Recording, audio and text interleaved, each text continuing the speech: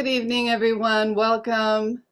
I'm going to just wait a few minutes, or actually a few seconds, until everyone gets settled and comes into the room. I'm delighted that you're here. Thank you for taking time out this evening to be with us for our February 2025 webinar. This is our first webinar of 2025. Healing Together, a restorative approach to childhood sexual abuse. Before we even go forward, everyone, as you're coming in, please familiarize yourself with your screen. We do have capability for closed captioning, so just go down to the bottom of your screen and click on that button. If you need the closed captions, they will be generated for you. Also, please note that we have a Q&A button, and we would love you to start putting your questions in as the webinar is going along. You don't need to wait until the end. In fact, we'd love it if once we begin our Q&A that we have your questions queued up and ready to go. My name is Melinda Bronson. I am the Education Chair of Restorative Action Alliance. And again, I'm delighted that you're here with us, and I'm delighted to be able to introduce our guests and Amber today, who will be in an amazing conversation. I just want to tell you a little bit about Restorative Action Alliance in case you're not familiar with our organization. It is a regional advocacy organization working in Connecticut, New York, and New Jersey, as well as being in coalition on a national level. We're made up of crime survivors, individuals who have been impacted by the criminal legal system, and also professionals, academics, health workers, and restorative justice advocates. We hold restorative peer support circles twice a month and monthly mindful meditative art circles. And next week, we'll resume our Wisdom in Action movement practice. So if you'd like to join us, please see our website and sign up. Just on a personal note, I came to Restorative Action Alliance as a survivor of interpersonal violence and state violence. I found at this organization that through their 3 pillars of education, advocacy, and litigation, that they work to address intimate and gender-based harm and ineffective approaches that our criminal legal system utilizes to address sexual harm. As we know, very often the criminal legal system does more harm than good, and I would say probably most of the time. I'd like to go ahead and introduce our guests, and I'll just do a brief introduction and then allow them to talk more about themselves, the subject matter, and take it from there. Elizabeth, we're really honored, and I'm very honored to be able to introduce Elizabeth Clements. She is the author of Healing Together, a restorative approach to childhood sexual abuse, due out in April. Elizabeth is the founder of Hidden Water, a non-for-profit organization that uses a restorative justice model to interrupt the cycle of childhood sexual abuse and the resulting harm in families, communities, and society. Hidden Water works with individuals as well as whole families to heal from harm and resolve conflicts that may have plagued a family for decades. Elizabeth is a mediator and conflict resolution trainer who founded Planning Change in 2004. Planning Change supports individuals and organizations through important conflict and change. Her firm specializes in using coaching, mediation, circles, healing sessions, and restorative justice practices to help others to grow, learn, evolve, and heal, as well as resolve conflict. And welcome, Elizabeth. Thank you for being here. Thank you, Melinda. For those, I think we all know Amber, but maybe some of you do not, so I will introduce her. Amber Vlangas is a founding member and executive director of Restorative Action Alliance. Amber is an organizer, human rights activist, survivor of sexual harm, and advocate of reimagining how we address crime and seek justice in our society. Amber facilitates and participates in restorative peer support circles for people impacted by crime and the criminal legal system, and vicarious restorative justice processes with those who are incarcerated and on community supervision. She is a certified mindful and meditative art teacher and sound healer. She is a strong believer in the power of human connections and effective storytelling to create positive change. She is a prominent thought leader in the movement to end cycles of sexual harm, abolish the sex offense registry, and end civil commitment. She maintains a personal website at Amber Speaks Up, and she is also part of the dynamic duo of Amplified Voices podcast, which you can access on many platforms. I'm ready to turn it over. I'm looking forward to shared wisdom, deeply shared values, and a stepping into the unknown and many possibilities. Thank you both, and I will be back later. Amber, please take it away. Thank you so much, Melinda. We really appreciate such a wonderful introduction and all the work that you do here at Restorative Action Alliance as our education team lead. We are extremely honored, Elizabeth, to have you, and I'm looking forward to our conversation. And just to set this stage as to like who this webinar is for, why we're talking about this very important topic is, again, as you heard, Restorative Action Alliance does include people from all aspects of the cycle of sexual harm and impact by the criminal legal system. We also have individuals who are working with survivors that would be accessing. We may have legislators who want to know a little bit more about how we can solve these problems. And so a lot of different people, and as you know, and we honestly believe that this affects everyone. And finding solutions is very, very important to everybody being able to have the opportunity to thrive in our society. So thank you so much for being here.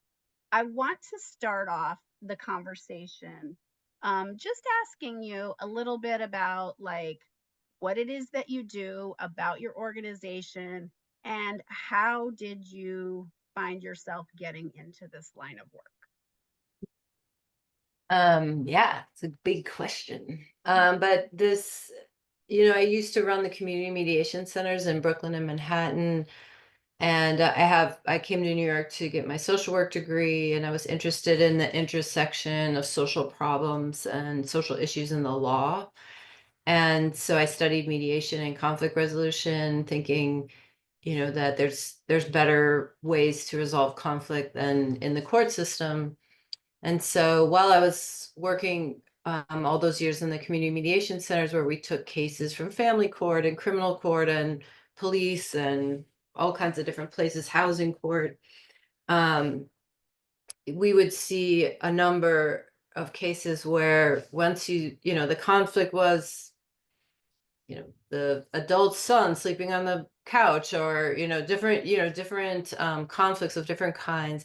And if you dug down just below the surface, you would hear the history of harm, often child sexual abuse. And, even though everyone was an adult at the time, most of the time, they were really, the whole family system was grappling with the past harm. And actually mediation wasn't a great solution for that because it just didn't work. I didn't know at the time why it didn't work, but I realized like it just hurts the adult victim all over again to hear the non-offending parent defend the person who harmed, or etc.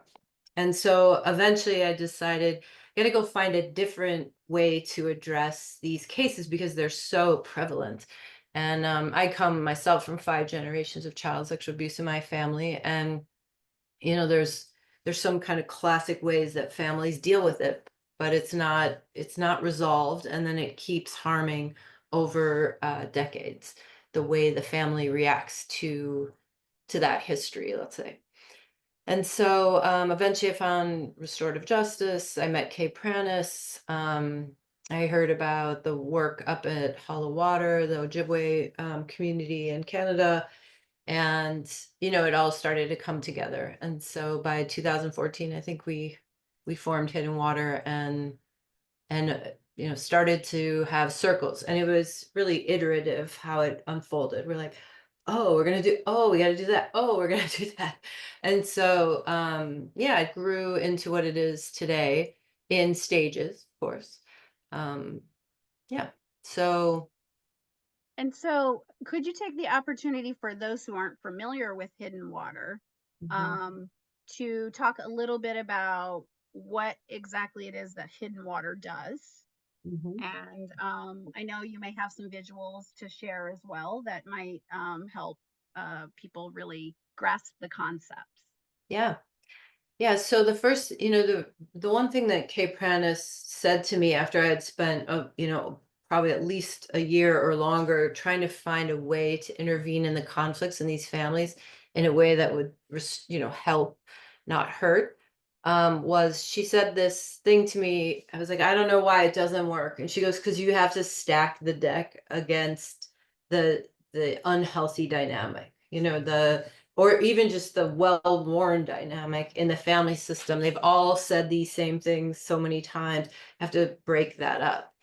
And so initially we thought we would work with the family in a circle, but then we realized actually each individual in the family needs to do their own work separately and be supported in it before they're going to be able to come into their family system and see it differently and have more stamina and understand differently. So I will share just a few slides because I do find it's easier to understand if you look at it.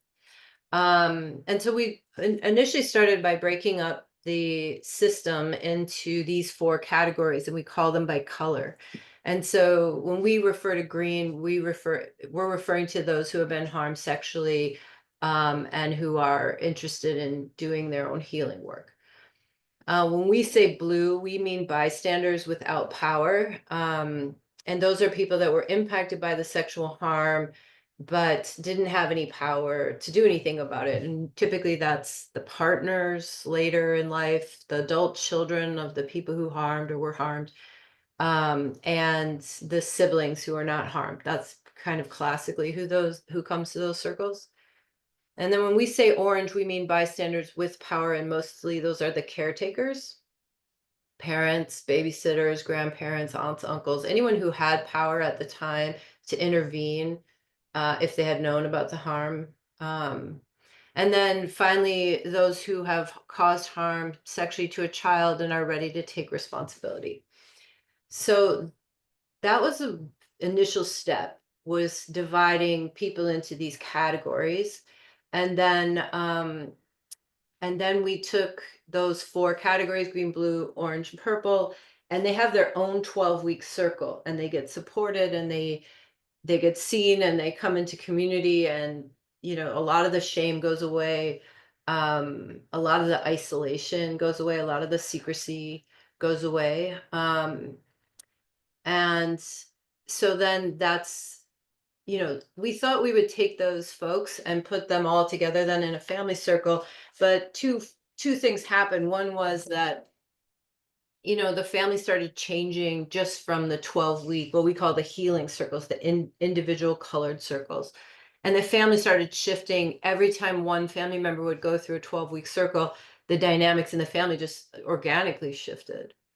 And then the other thing is some people's families wouldn't come, but it somehow didn't matter because once they had this hidden water community, they could participate with people of the other colors, even though that wasn't their mom or that wasn't the person that harmed them. It was coming into this family-like community where people understood, the experience and were open to relating And so we call that second part multicolored circles because it might be the family or it might just be people in hidden water who are like the family. And then now this season, we're introducing the third component, which is a prevention training for families. So much of the prevention is targeting outside of the family when 93% of the harm happens inside the family, and also 88% of that harm never gets reported to any authority. So when you think about the very few resources, but almost all the resources are pointing at a very small group of people who need them, as opposed to all the people hiding away from the systems that hurt them, which makes sense, but then they don't get the support they need, which is why, hidden water's free and it has long waiting lists, because there is a huge gap in service for families who want to face down the harm but do not want to be system involved. Right.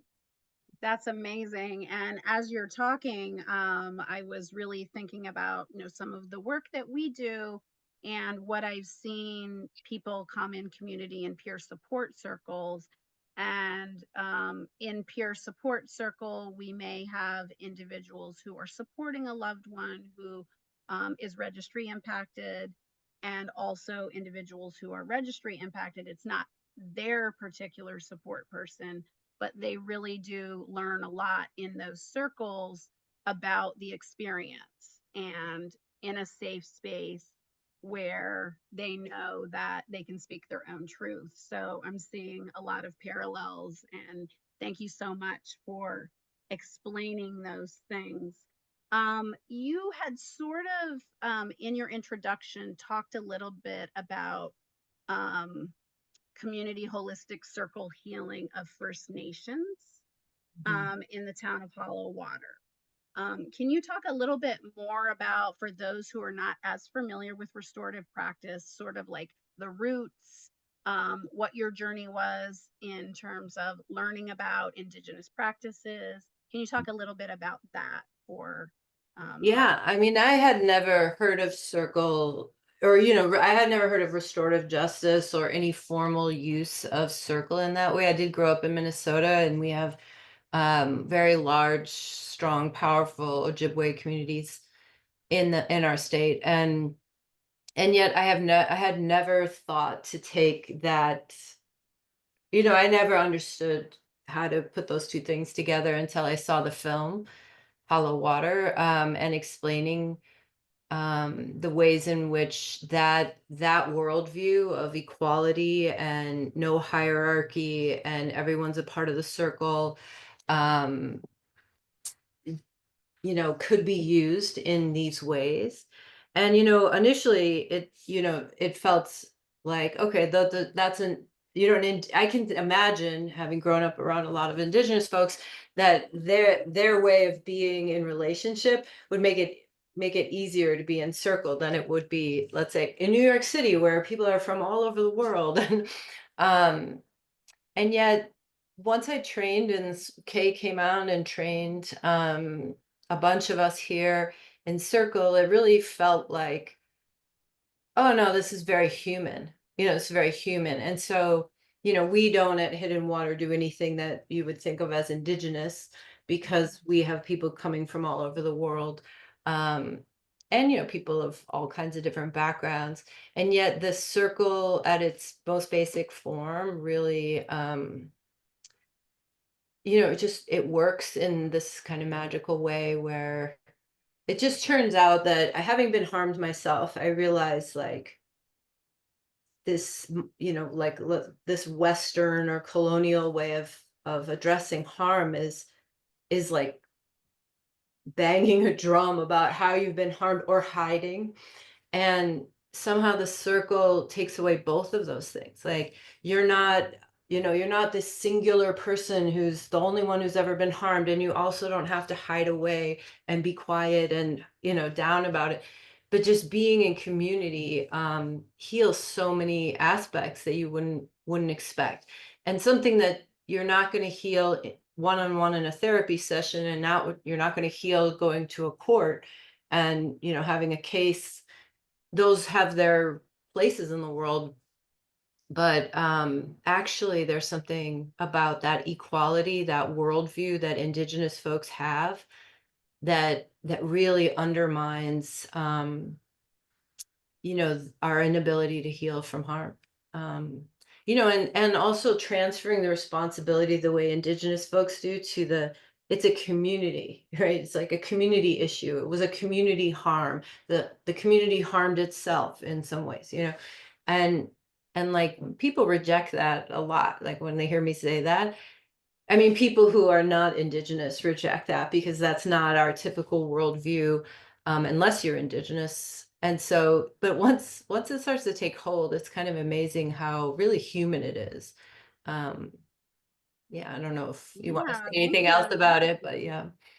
Yeah, and I think it's really interesting how when we think about working in circle, working in community, creating safe spaces, that interconnectedness is such a critical component. And those agreements when we come to circle are so important. Um, so I think you answered a little bit in your last answer, but I want you to dive just a little bit deeper. How does your particular work at Hidden Water challenge sort of the traditional punishment model? So Yeah, how well, yeah, that could be its own whole thing, but I mean, one thing is that we exist entirely outside of any other system. And so I have watched for a decade or so as people try to introduce restorative practices into schools, into legal processes, into, whatever.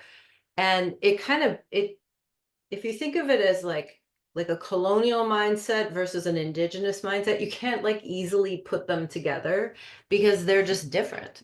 um and I know early when I was still at the community mediation centers, I'd watch schools do we want to be trained in circles so we can punish the kids this way. I was like, I don't really think that's the way that works.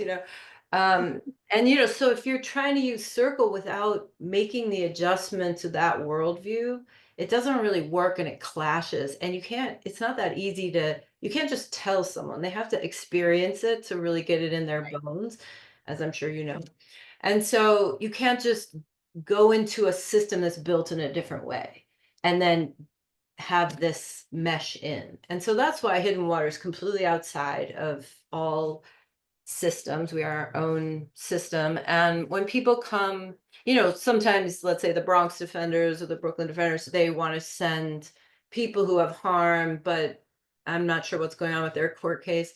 That it's kind of like the punishment is to send them to Hidden Water. We were like, if they want to right, come to heal, we'll take them, but we're giving you zero documentation. And they almost never come because it's again just a clash of the system. I'm not even saying that person wouldn't want to heal, but when they're in the criminal justice system, their mindset is, how do I get away with the least amount of punishment, as opposed to like what we're trying to do, which is if you genuinely want to take responsibility for the harm you caused and make amends either to the whole world or to the people in your life, or maybe even to the person you harmed, then that's what we're about. right. Yeah, And and so, I think it we're like anonymous, and you can come and use your fake name and your fake email, whatever. Like we're staying away from any way of this being anything other than you genuinely want support to do your own healing work. Um, yeah. Right. I think that's really important for people to understand sort of the differences, because we do have different people trying to access restorative practices within the context of a lot of different systems across the country in different ways. And the critical difference between the two systems really is this, like the set of questions, right, that we're asking. Like, restorative justice is asking the question, like, what harm occurred? What are the obligations that have been created amongst the parties? And how can we move forward? What agreements can we make to um, do something that will move people forward while holding space for everyone. Meanwhile, the criminal legal system is very adversarial. So what I find when, working with people is often people have to get to a place where they are not focused on the harm that is being caused to them by the system, because that is not allowing them to be in a space where they can even think about being meaningfully accountable. And so I really appreciate you sort of clarifying, that interplay. Yeah, can I say one more thing about that? Yeah, I absolutely. think that the one other big difference though is the power structure, right? So Absolutely. everything in the system, even if you talk about child protective system or, family court system or the laws, it's about like who has, there's a hierarchy of power, and often the people that are caught in the system are like, okay, just tell me, what hoops do I have to jump through? I'm going to jump through them. I'm going to lie, cheat, borrow, steal, do whatever, go to those therapists, whatever you want me to do, just give me my kids back, kind of thing. And it's just like not meaningful. It's like it's not meaningful change. It's, to me, you can't heal or change in a meaningful way unless you choose it voluntarily. It's Mm, like trying to send someone to treatment for drug or alcohol, force them in. It just doesn't work because they have to choose it. Can't do it for someone else. And so to have this no hierarchy, and it's completely voluntary, and you come if you want to come, and you leave in the middle of the circle if you want to. We never ever coerce anyone to stay. We don't even try to be like, "Oh no, don't go." We're like, "Yeah, if you want to go, you should." Because the root of this has to be the voluntary nature of it. And we have to believe in and empower you to make your own choices, because then when you do choose it, it's very life altering, and meaningful. It's like when someone says, I want an apology. Okay, fine, I'm sorry. It's like it never right. lands because Right. apology has to come from true remorse, and while I understand why someone would like an apology, they don't really want an apology. They want you to feel the pain they caused you. And if they're defending themselves, they can't. They're just, I think this is your point as well. It's like you are so caught up in this, how the system's harming you. You can't really be accountable for how you've harmed because Sure. you feel like you're the victim, and you are the victim in a certain way. Yes. Yeah, so I Absolutely. think the power dynamic, and that's really, I think, comes out of the indigenous worldview, is that no one's going to make you do anything, but they're going to teach you how to be aware of and responsible to the impact you're having on the system. And so, Hmm. like, that takes a little time, but it doesn't take as much time as you would think it does. Right. And it really alters people's ability to heal, ability to repair relationships, ability to show up in the world as a citizen that isn't just taking and trying to get what they want, but also is aware and accountable. Yeah. No, I really I love, your use of the word meaningful, Mhm, because people use the word accountability in a lot of different ways to mean a lot of different things. mhm, And that is so critical, the voluntary nature of things, to restorative justice in general. And I think that one of the things that is difficult, in terms of being pragmatic with a spectrum of restorative practices, is there are organizations that exist completely outside of the system, and there are people that are trying to utilize restorative practices to some extent within the system, and it does cause a lot of challenges for what they're doing. And I'm of the mind that um, you need to have things be voluntary, but I also understand that we are where we are and change takes a lot of time.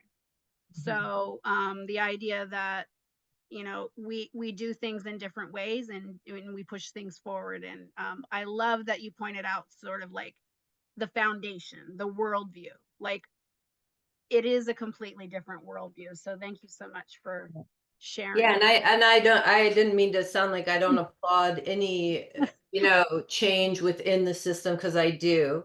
But I think sometimes I realize when I listen to other people's, a And then we're like, why trying isn't to this grow. working? It's so hard. It's so hard. And I was like, yeah, I see, maybe not even wasn't intentional, but I see how we're on the outside. We don't have that same problem because Right? we're going up against the powers that have the reins, who don't understand the worldview we're trying to come from.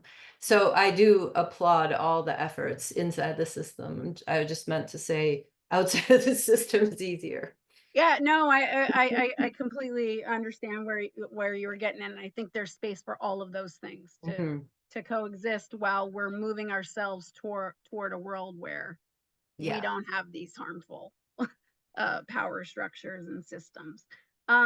So you talked a little bit about like people being in a space to heal, the different circles, and the ways that you're rolling out a new prevention program. And so we like to make sure that people are able to take away from uh, our programs like small things that they can do.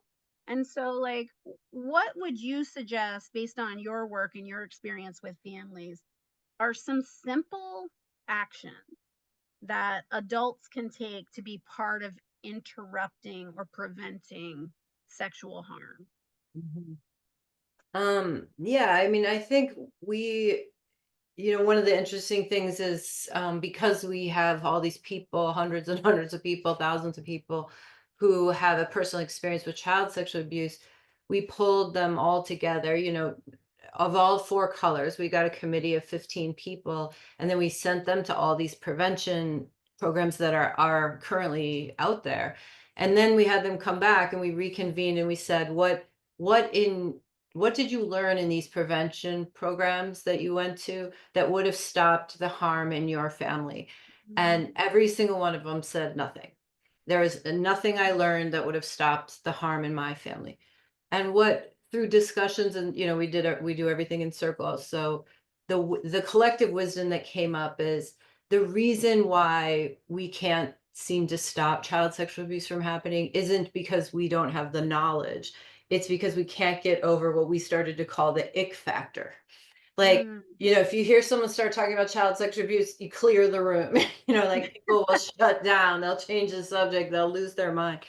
And then we came across this concept of moral dumbfounding, which I had never heard before, but was sort of really instrumental in us developing this program, which is the moral dumbfounding is like you'll take a complex issue that hits you so emotionally, it triggers the emotion, and then you'll overly simplify it and then just drive in that direction. So someone says child sexual abuse, you're like, oh, throw those people in jail and never let them out. It's like, mm, no, it's so much more complex. Like half the people who harm were kids at the time themselves, and they don't grow up to harm sexually as adults. It's like, doesn't matter, just throw them all in jail. Now Florida just passed a law saying you could put someone to death for child right. sexual abuse, or you could put someone in jail for trafficking for the rest of their life without parole. And like you could be a 17-year-old, or you could be an 18-year-old who took a 16, 17-year-old friend to a party and get charged with human trafficking. And so it's like this is moral dumbfounding, right? It's like Mm, this idea that you're oversimplifying what is a unique situation in each case, losing track of the humanity, and then like just championing a very simple solution, right? So we call that the ick factor. And if you can't get over it, you can't really prevent harm, because if the person that you love and you see in a certain way is harming a child, you will look the other way without even realizing it, because you can't compute that your mm. beloved, uncle or whatever would do something like that. And so back to your question, sorry, that was like a long explanation. No, that's But it was that's really useful. yeah, I think the most useful thing we can do is talk about harm in small chunks everywhere we go. And not like a lecture where you're overwhelming the dinner table, but where you hear someone say something that's not true and you just correct it, move on. So you hear someone tell a dirty joke in front of kids, be like, hey, kids don't need to hear that right now. They'll get enough when they grow up. And just like little tiny, we call it in the water, advocacy, which is we don't overwhelm people with content or information or shaming anyone. We just educate and drop it, educate and drop it. And as people become more and more exposed to the information not overwhelming them emotionally, Mm. they'll be able to tolerate more and more of it. And then you'll suddenly find that people are more willing to tell you about what they've experienced and you'll be able to hold it. Or someone might say, someone might be crossing a boundary with a kid and you don't feel overwhelmed emotionally. And you can say, hey, let's just leave the door open if you guys are going to play in there. That kind of thing where you're not up against the ick factor in such an intense way. And then you will be able to be one of what we're calling safe. The safer adult training is what we call it. Is that we are building up our stamina to just be in the environment with our eyes open and the skills to overcome the ick factor in all regards. So I know that doesn't maybe sound simple. It isn't necessarily emotionally simple. Um, but I do really think that that is the biggest barrier. And as far as we have never seen a prevention program that actually tries to build up your emotional stamina. So of course our training is a 12-week circle for 2 hours, with 10 people, like we do all our other circles. And I'm sure but when you're sitting in circle and you're having a conversation and you're spending most of the time listening, you build up your ability to hold space. That's amazing. And I really appreciate you mentioning that, because we find that with the topic, right? So whether you're in prevention spaces or you're in advocacy spaces or you're in, even legal spaces, things change quite significantly once people's brains sort of click into that reptilian brain where they're thinking danger, and Right. it's just something that can overwhelm very quickly, even to the point where, you know nobody's like, hey, what are you doing on a Wednesday night? I'm going to a being a safer adult train. Yeah. So like it's something that is not easy to overcome. So I love, this idea of being able to basically integrate it into your life in a Right. way that doesn't there's kind of a joke, if anybody's ever seen like Saturday Night Live and they know like the Debbie Downer Yeah, uh thing. And exactly. so, sometimes when we're in this work, it's like, oh, you're at the dinner table and somebody says something and you're like, well, actually, childhood sexual abuse, this thing. They're like, wah, wah, Debbie Yeah. Downer, like, so it's one of those things where that is extremely good advice. And I love that approach. So thank you so much for Yeah. sharing. I'll just say one Um, last thing about it. My kids are always like, when people come over, they're like, just so you know, if you talk to my mom long enough, she's going to start talking about child sexual abuse. And then people are like, oh, your work is so sad. I'm like, are you crazy? My work is so happy. It's like the best right. work in the world, like helping people heal from harm. It's like, I mean, I but think you have that to get to that place where you can see it that way. Yeah. yeah, so I really want to actually sort of play on what you just said, and I have similar experiences. Like, people in my life were like, oh, well, if you talk to Amber long enough, you're going to hear about registries, you're going to hear about civil commitment. So in any event, um, so in your experience, talking about this idea of prevention and this idea of like individual healing and collective healing, how do you really connect that to this idea of prevention? What does that mean for people when they can individually heal and heal as a collective? And how does that relate to breaking those cycles? Yeah, so you have to sort of think about the way intergenerational child sexual abuse happens. And so someone is harmed, let's say even great great grandmother, right? But then let's say her father harms her. It can't come out, it doesn't come out, whatever the ramifications are, then it goes to the next generation. So that person who is harmed has to sort of, and does often, set that whole event aside, dissociate from it or not remember it or push it aside, and then they go into their life And sort of that ability to notice the red flags is diminished greatly. And whenever they encounter something that might be a boundary crossing, it triggers their own harm and then they dissociate, so they miss it. So then that next generation is more exposed. I had one of the participants said to me one time, he's like, anyone, and he had been harmed as a boy, as was his brother, and he used to say to me, anyone could see when they saw my mom that, go ahead and harm us was written across our forehead, because she was so not able to pay attention because she'd never done her own healing work. So then those boys got harmed, and then on to the next generation like that. And so how these things go together. The other thing is that in my experience, the person who was harmed is, especially if they're harmed by a family member, is often the one that gets pushed out of the family. Because even though everyone is up in arms when the disclosure happens, um, they they're not really prepared to divorce that person, never talk to that person, grandpa needs to be taken care of, or auntie was going through a hard time at that period of time and that's why she did that, that kind of thing. And so everyone sort of eventually rallies around the person who harmed, but not in a way that's holding them accountable to sort of do the work to repair, but just saying, hey, to the victim, like, time to get over it. Like, you gotta, there's good things, it happened a long time ago, et cetera, which just makes the person who was harmed feel worse and feel more harmed and harmed. And so they back away from the family, or they push it down and stay in the family if the resources are really important to them. Um, and then again, the cycle can start again. So the the way we think of prevention is actually we have to heal as individuals, not just the victim, but the person who harmed, the non-offending parents who missed it. And non-offending parents start to do their work and then they remember that they were harmed and now they're going to do that work. You know, siblings who maybe weren't harmed are so impacted by the family dysfunction that they back away or they silence themselves. So the whole system starts to function in such a way that makes it easier to harm that family, someone in that family.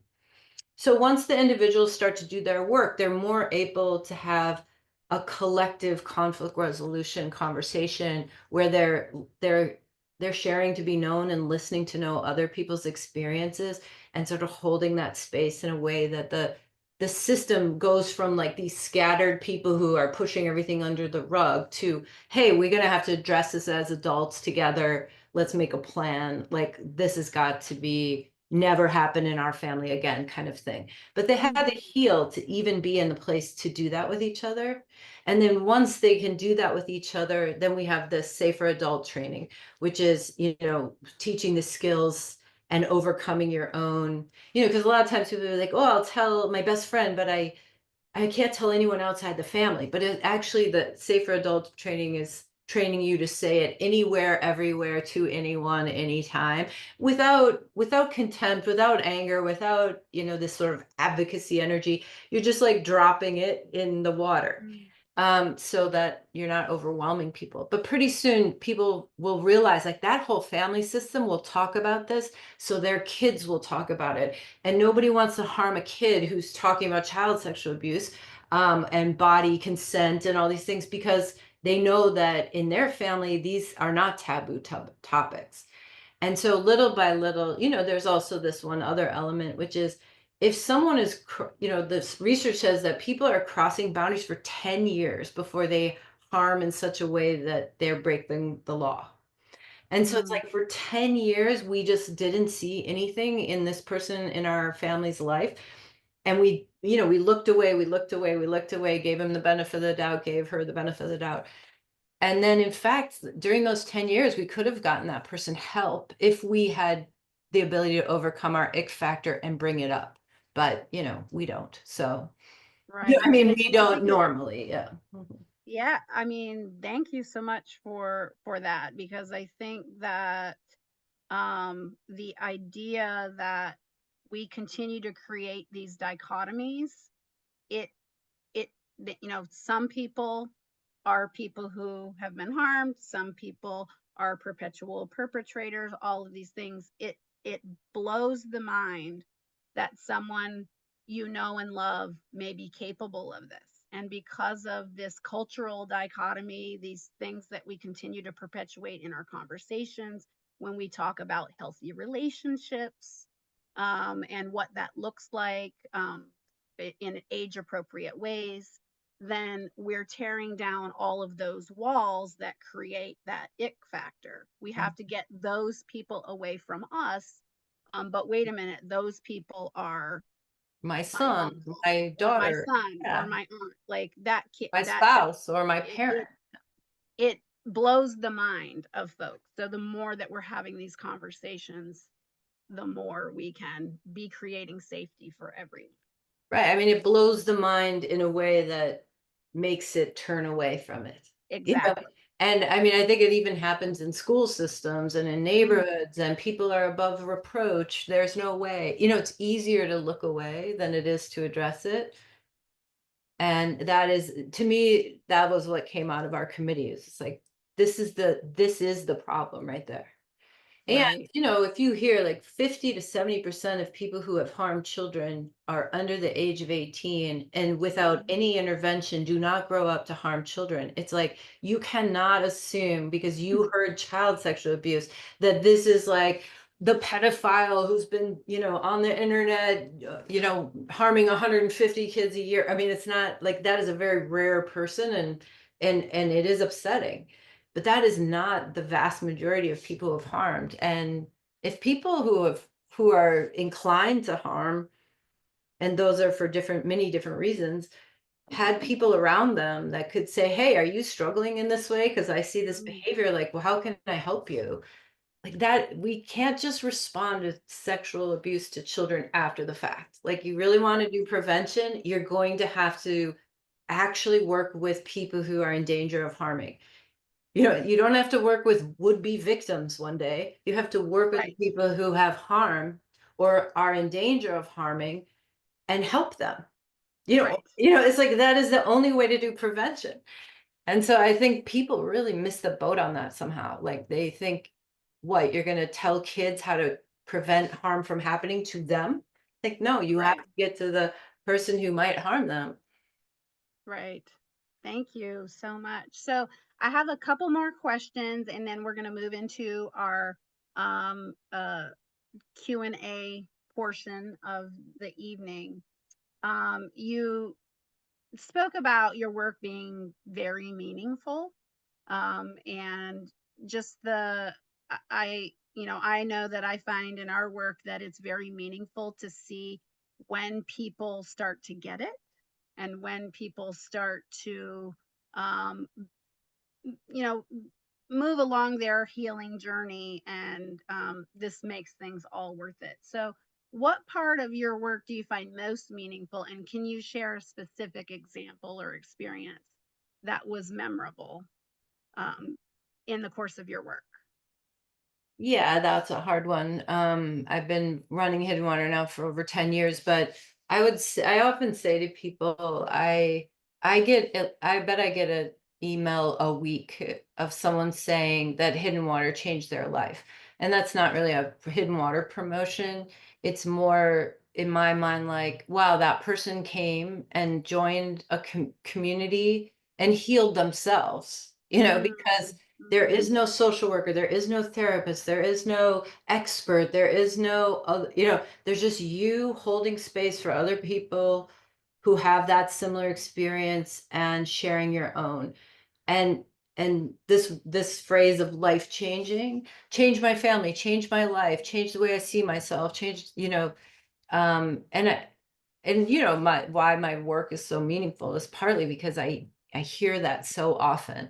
And really it's not the Hidden Water, the organization doing it, it's the circle doing it. It's the mm, community of, just the convening of it is our work, but the work that's really healing is happening inside the circle. And it's just miraculous how many people really shift. Like I guess I think of one person who said, I've been trying to get my mom to believe me about my harm for my whole adult life. And she won't believe me. She doesn't believe me. Anyway, at the end of that circle, I happen to be in that circle. She said, you know what I realized in these 12 weeks? You guys believe me, so I don't need my mom to believe me.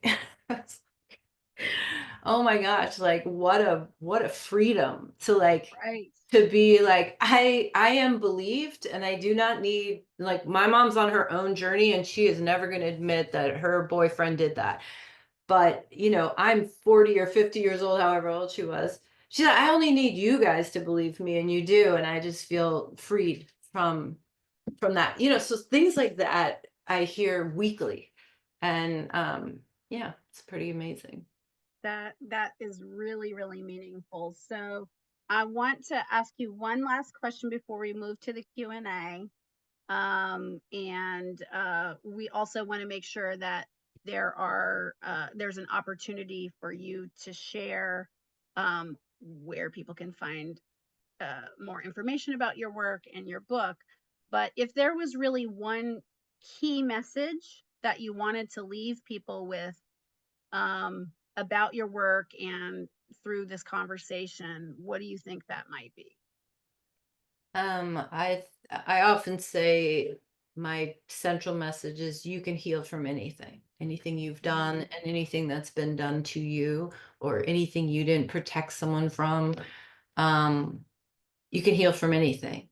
You just have to know how, and and be supported. But I think, people always think of child sex abuse such a death sentence, whether you harmed someone, or you were harmed, or your child was harmed, or your spouse was harmed.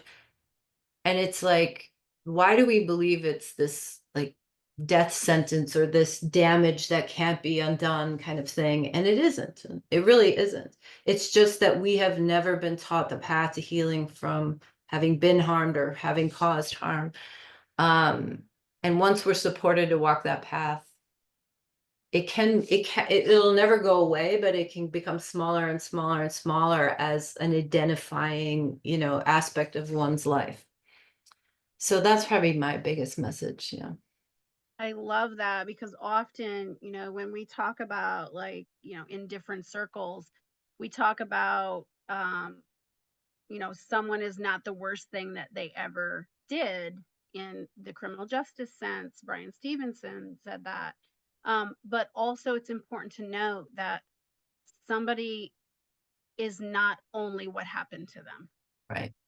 And so both of those things are true and Mhm. can coexist together. So thank you so much for sharing that. I am going to take this opportunity to pass this along to Melinda to go to our Q&A portion and take it away. Thank you, Amber. What a powerful conversation. Thank you both so much. And questions are circulating through my head, and I'm going to actually ask a couple of my own, or make a couple of comments before I go to the Q&A. And I was really interested in the fact that you pointed out that in maybe a non-Indigenous or more Western approach, that we who have been harmed want to put that out there. And I think that was something that I was reluctant to do for a while, to even say I'm a survivor, and then I thought, well, this is something that I need to do, because otherwise how will we get into conversation about these things? But I am learning that from you and other things that I'm reading now, I can understand that isn't necessarily something we have to do. It's just um, addressing our self-healing. We don't have to say that. We don't have to put it out there every time we go into a space and call Right. it a survivor. And this has happened to me. That was really nice. It feels good to know that Yeah, doesn't. I think that is actually a really good point, though, that so when we first started doing our safer adult training, a lot of people had a personal experience with harm, and they're like, I don't want to have to tell, like, because our first assignment was go tell someone in your community that you're taking this training. And they're like, I can't disclose to these people. I'm like, no one said anything about disclosing. It's just like, tell someone you're taking this training, that's it. But how scary that was. Um, yeah, so thank you for bringing that up. And also, you mentioned that your work, of course, is for folks who would like to avoid system harm. And I just wondered if there's ever a change in mindset along the way, or are the circles so powerful that once an individual is involved with them, that they probably would never be holding that kind of desire for revenge, or to have someone have to be going through the criminal legal system. Well, I mean, it's complex, and we say we're agnostic. Like we're doing this healing and repair within this system with anyone who wants to participate. But sometimes people come in and then they say, I am gonna file a CVA case now that I've like overcome so much of my shame. I really want to like go start that, case, like something like that. I've seen people come in who've already started those cases and then withdraw them. And so everybody's path is a little different. You said revenge, and I think I do think as we heal, we're less, like to me, you can so easily become the perpetrator yourself by, lashing out, feeling justified and lashing out. Then nobody wants to support you because they see you as harming others, and it becomes this cycle. So I do think Hidden Water breaks that up. I have seen people come in and say, this person who harmed me when I was growing up just married someone and who's much younger and had a baby, and we got to come together as a family and do something about this. So there's a little difference between, to me, about revenge, for something that past harm, and then safety for the next generation. And we don't advocate for anything, but people are accept that you're on your journey, and we trust that as you are able to feel seen in your experience and have it held in circle, it dissipates the motivation of revenge, but it may empower someone to feel like they need to say this out loud for other people's sake or for their sake, or confront the person who harmed them, and transfer the shame away from them. But we'll accept the person who harmed into the system as well. So lots and lots of people go through Hidden Water and then approach the person who harmed them and asks them to also go through Hidden Water. Sometimes they do, sometimes they don't. But I'm sorry, did I answer your question? I got a little lost there, maybe. Yes, Yeah. definitely. Thank you. I'm going to convey some of the questions that have been entered into the Q&A now. The first one from Roderick is a bit of a comment. It's a question. I would like to know, was it only me, or do others who have been sexually abused that hate the thought of doing sexual harm to anyone, even when they don't want to? I'm not quite sure if I'm reading that properly. Um, Can you read it again? I don't think I quite got it. yes, Roderick would like to know, I would like to know, was it only me, or do others who have been sexually abused I think that also hate the thought of doing sexual harm to anyone? Even So I if, think he may be referring to, and Roderick, I don't want to necessarily put words in your mouth, but I think he's trying to address the idea of people who have been sexually harmed in their past and find themselves as they get older in a position to be at risk to cause harm. So I Mhm. think that's what he's trying to get at. Yeah, I mean, I do think that people who cause sexual harm as adults are disproportionately people who were harmed sexually as kids. Not always, but very often. But I think it really comes down to, can you get to that person so they can do their healing work and be supported? Be supported and not harming. So we call non-offending, minor attracted. Like, it's okay that you have a fantasy about sexual boundary crossing with kids, it's just not okay that you acted out. And so if we need support to never harm, then let's give it. But we can't give it because it's so shameful to ever admit that that's how you feel, that nobody will ask, not nobody, there are growing groups of people called, NOMA, which is non-offending minor attracted, supporting each other to never harm. But I do think this is where we need to move. We can't pretend that people are not attracted to children. We can't pretend that people aren't opportunistic and they have, they may be attracted to adults, but they're also going to take advantage if they can of children, etc., or children who harm because they're being harmed or because someone's showing them pornography. I mean, there's so many different reasons why someone harms, but if we can't talk about it, we're not going to be able to address it. I don't know, Roderick, if that was your question. Thank you, Elizabeth. From Tina, you may answer this as you continue speaking, but I'm curious as to what you said about people who want to heal but don't want to be involved in the system. I wish we could have avoided that, but once we got our daughter into therapy, of course, it was mandatory for the therapist to report her dad. And ever since, we're living a ridiculously long prison sentence that isn't allowing for a drop of contact or a morsel of reconciliation. Is there a way for people to avoid this? It's too late for us, sadly, but I'd love to be able to encourage others to get the help without the fear of decades in prison. People don't disclose due to the fear of imprisonment, thereby trapping victims. It's awful.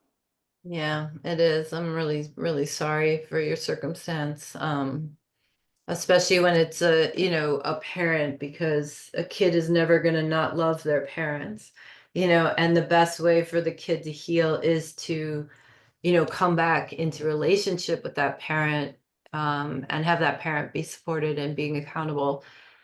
Yeah, I mean, it's just heartbreaking because I don't believe entirely. I believe people should lose their freedom if they're really are struggling to not harm again. But I don't believe that the prison is that place to keep your free.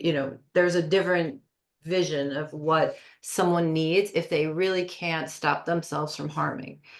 However, like that poor kid, it's like it's actually more rare that you tell a therapist, you tell a teacher, and then the system gets involved and you're like, oh my God, now there's almost no chance for a human intervention, like a human chance. And most kids just want to say this, I don't like that, and you hurt me, and don't do it again, and have an apology, and then have that parent get support. Like that is probably what most kids would want, most families would want. And the system just reacts in such a way that they treat every single person as if they're like out of control and they can't be helped, and it's the worst thing in the world. And just imagine how that impacts a child of that person, the guilt. And it's the reason why most people will not reveal this harm and Right. therefore don't get support. I mean, it's kind of crazy in Florida, even if you're a 40, 50, 60-year-old person, if you tell the therapist that you were harmed by your parent, even though you're like decades into adulthood, if your parent is still alive, they will call Child Protective Services on that parent. And so like, how could a 40, 50-year-old even talk about being harmed in a therapy session? With Yeah, I mean, I think worrying it's that their 80-year-old parent is going to be hauled off into jail. Horrific, horrific. Yeah, I think it's really important to name those things. And again, when we talk about some of the work that we do as far as policy is concerned, the things that we're doing and the policies that we've created within systems really disincentivize help seeking. Yeah, I mean, And it's crazy. so it's counterproductive to what we say we're trying to do. So the more voices saying that and sharing that information, the more we can create additional change. So Yeah, and even like Florida passing this law that people who harm can get the death penalty. Like if first of all, if like somebody wanted to like scare a kid into not telling anyone, it's like if you tell, I could be put to death, you know. right. Or like a kid hears that, a parent, you know, who's going to report their parent if that's a possibility. So actually they think those laws are helping stop child sexual abuse. They're not. They're only increasing the secrecy of it. Absolutely. Anne has a question. She's wondering if you've heard of the idea that every time you visit, in quotes, she has visit a memory, the visiting itself can change the memory. So if you spend a lot of your time thinking yucky thoughts about a memory, that kind of makes the memory bigger or worse, and vice versa. If you can go to a memory and forgive yourself or forgive the person who did you harm, you can let some of the shame go and thereby improve the memory. Yeah, I mean, my experience is the more you can speak it out loud and have it witnessed and held without judgment, little chunks of that come out. And, you know, I don't know that, you know, like I think if there is probably a way where you churn it as opposed to like speak it and it comes out. Yeah, I think that's probably right. But I think part of the reason why families just continuously harm is because when someone says, here's my memory to their not, let's say to their non-offending parent, and the non-offending parent is like, feels so much shame and so much guilt and so gets defensive and then kind of has their like, well, I didn't know and I couldn't have stopped it and I didn't know. And you know, it's like that exchange is harmful. You know, and so what we really need is to go into spaces where we can speak, you know, about whatever is up for us in that moment, even if it's not where we end up one day, and have it held without judgment. Like I sit in a lot of green circles, and sometimes you hear people say, you know, I wish I had a gun and I'd go and kill that person right now, you know. And everyone kind of laughs because it's like, yeah, I get that feeling, you know. And you know, even though that you wouldn't necessarily see that as healthy, it's like just anger coming out in that moment and being held. No judgment. Nobody is trying to fix it. Nobody is trying to tell you how you should feel. Just holding it. And then yeah, I think was it Anne who said this? It's like little bits of it come out and the shame leaves you, and that's the shame is what keeps you down and hidden, and you know, and the more you speak it, the safer it is to speak it, so then the more you speak it and eventually get to the place where you'll say it and you don't even care if someone holds it, you know, like you're not asking them to. Mm, Yeah. thank you. Mhm. Ellen asks, have you considered eye movement desensitization reprocessing therapy for some people and some aspects of this process? Well, so EMDR is just one of many, many, many, many kinds of healing modalities that people in Hidden Water participate in. We don't direct people's healing path, and we think of Hidden Water as just, you know, this is one stop on a long, lifelong journey of healing.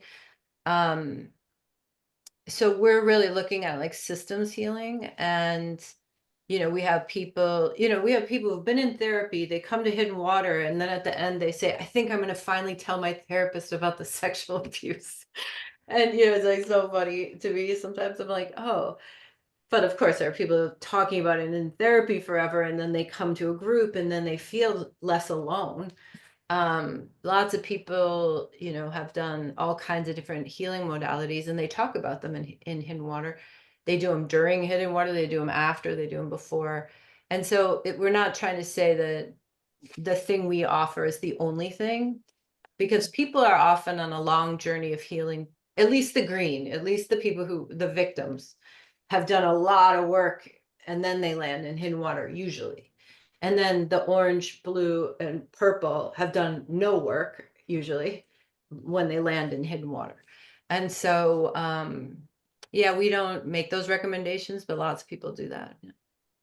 Yeah, I mean, I think I just want to add, it's important to just differentiate the modalities, right? And so restorative justice, restorative healing circles, all of those things are very different from therapeutic interventions.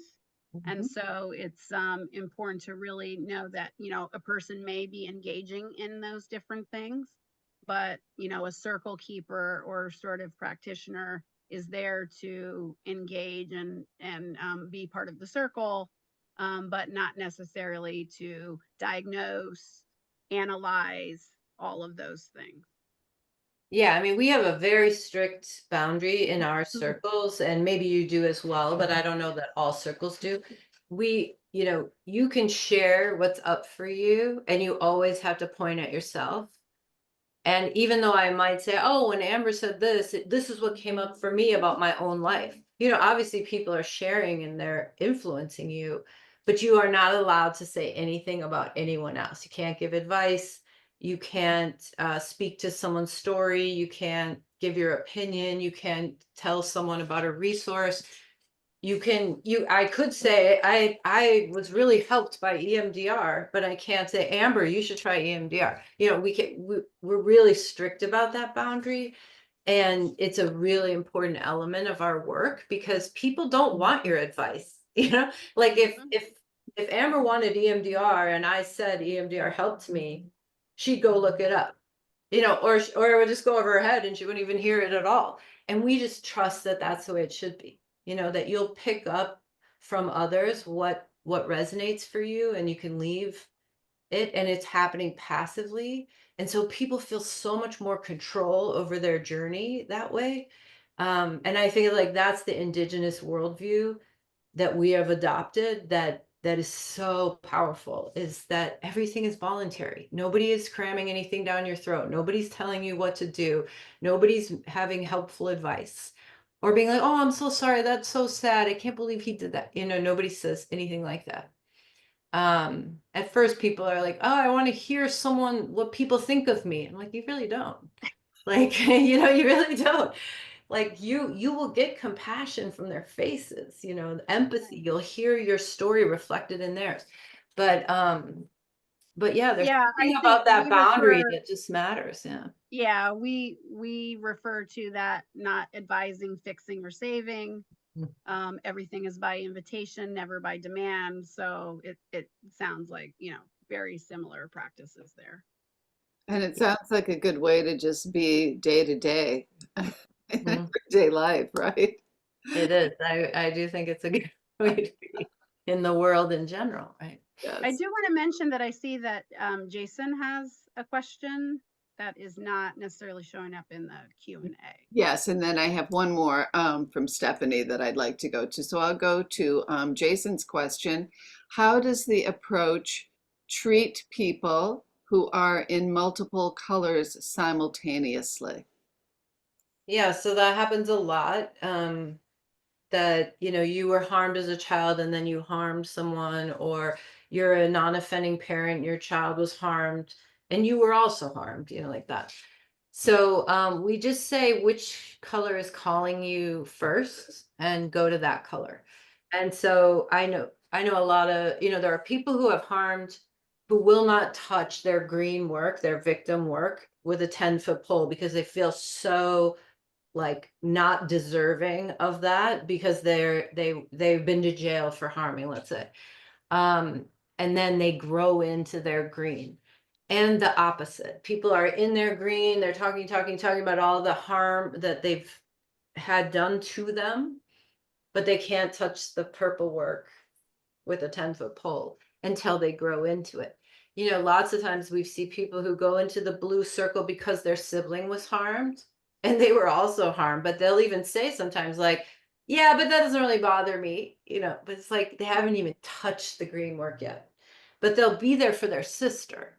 And then eventually that blue circle will have them go into the green. I mean, they'll choose to go into the green circle. So We do have one circle that we call green, purple, which is for people who harmed and people who have caused harm, both. And so that's a very popular circle. And it just kind of trying, just because we have so many of those folks that, that it's a slightly different curriculum for them, because we do feel like you can't undermine your victim work with your offender work, and you can't undermine your offender work with your victim. So like it would look like, I'm really hurting from the harm that I really shouldn't even say that, because I harm too. You know, or like I'm trying to be accountable for the harm I've caused. I feel a second I feel shame. I'm like, yeah, but I was harmed also. They push each other away. And so we typically think walk one color at a time, because if you're the victim, you're the victim. You can just do your victim work. You don't have to constantly qualify it with the harm you caused. But then when you go to do the harm you caused work, do that. And don't keep like excusing it with the because you were harmed, like that. And it's not just sexual harm. It's like the non-offending parents do the most harm probably after the fact, with all the ways in which they tell the people to get over it and stop talking about it and not believing it. And they have to do their offender work for having offended in those ways. And not keep qualifying it with like, but I had a hard life too, and my kid had everything. I tried to be the best mom. It's like, do your offender work or do your victim work, and don't let them collapse into each other. Mm, But lots and lots of people, Jason, are identify with more than one color. mm. Thank you, Elizabeth. And I have one more question from Stephanie. I am curious in knowing if it is possible to change attraction. I bring this up for those who are attracted to prepubescent children. While I understand that they cannot act on their impulses, is there a way or a deeper explanation for child attraction? Um, so it would depend on the person. So I do think there are people who are born, I'm attracted to women, I'm attracted to men, or I'm attracted to children. And I don't think that that kind of sort of built in attraction to children, which is what we call like someone who's a pedophile, doesn't mean they've harmed. It just means they're attracted to children. I don't know if that can change easily, although I'm not a super expert at that. I do think, though, people who are attracted to prepubescent children because of their own trauma experience, they can heal that, I think. It depends on the person and the work they're willing to do and how far, you know, um, like the younger you are, the closer you are to that event, the easier it is to heal it.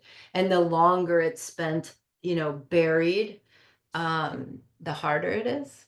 But yeah, I don't know, but I think everything can be managed and or healed. And I love that you say that, because there are many things that can happen in a family that might not even be sexual abuse, although maybe it just doesn't surface, but other kinds of emotional and psychological abuse that I think could benefit also from this type of healing. Mhm. Yeah, that's true. Um, this has been the most amazing evening. I do want to once again thank Elizabeth, and also mention her book that's coming out in April, Healing Together, A Restorative Approach to Childhood Sexual Abuse.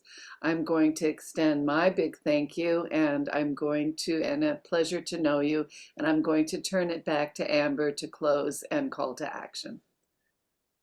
Thank you so much, Elizabeth, for being here this evening. It's been very exciting to learn about your critical work and all of the people who are able to benefit from it. I think the folks here today are taking so much away that they can apply, if even it's those small ways, in their own lives. So thank you so much. I want to thank Melinda, who has been wonderful and continues to serve as our education team lead for all of the back end work and everything. Also, Jason and Jesse, who are sort of helping us with some tech. I want to say thank you there as well. So when we think about why Restorative Action Alliance does these webinars, why we do the work that we do, we are extremely committed to ending cycles of sexual harm, and in addition, ending harm that the system causes as a result. And if you like programs like these, please feel free to donate what you can. These things do take resources. So just as much as we don't like to, we get crazy about talking about stigmatized issues, sometimes folks get a little crazy talking about the idea that it actually takes money to do these things. So please, if you're able to support the work, you can visit restorativeactionalliance.org to support the work.